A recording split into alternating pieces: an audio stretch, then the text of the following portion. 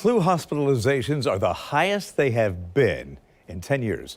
5 out of every 100,000 people in the U.S. were hospitalized with the flu in the U.S. this year.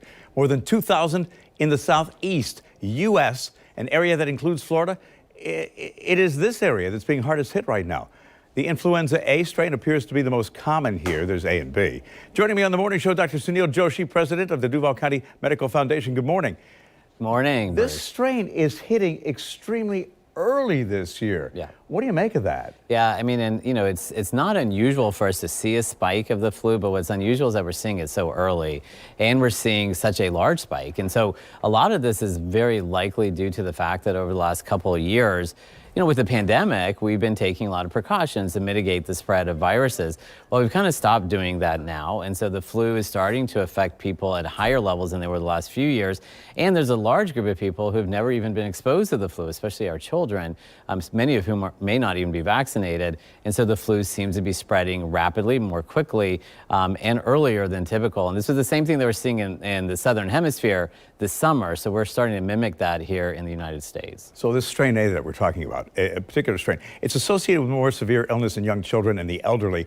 The numbers are pretty frightening. Nearly 11 out of every 100,000 seniors were hospitalized with the flu during the week ending November 5th, while about 10 out of every 100,000 kids younger than age 5 were admitted to the hospital. And 1,300 people died from the virus, according to the CDC, this early in the season. You can't ignore that reality. No, absolutely not. And I think that the key thing here is that the strain that we are seeing the most here in the United States, or at least here in Florida so far, the H3N2, which is part of influenza A, does tend to affect our most vulnerable population, which are our seniors and our young children. And those are the ones that are now being hospitalized. So this flu virus is definitely more virulent than what we have seen in the past. I do think it's worth noting, though, that before the pandemic, the last full flu season that we had before the pandemic, which was 2018, 2019, we did have 28,000 deaths from the flu. It's just that over the last 2 years, we've been so focused on COVID, we've forgotten about how virulent the flu is. And now we're starting to see that again. So please don't forget that the flu is serious, and we do need to take this seriously. So before COVID, you know, we were conditioned to get certain vaccines. Our kids had to get vaccines to go to school. Right. And then there became this vaccine hesitancy.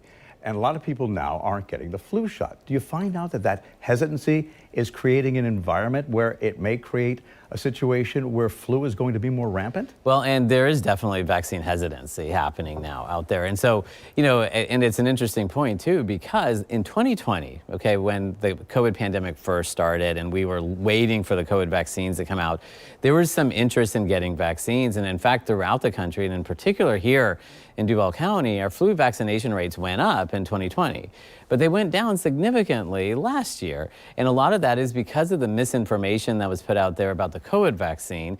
People started to get hesitant to get any vaccines, and in particular in the pediatric population, where typically children between the ages of 6 months and 5 years of age will have about a 75% flu vaccination rate.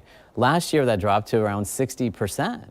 And so this is also the population that's most vulnerable to be hospitalized from the flu, which is what we're seeing right now. And it's relatively effective.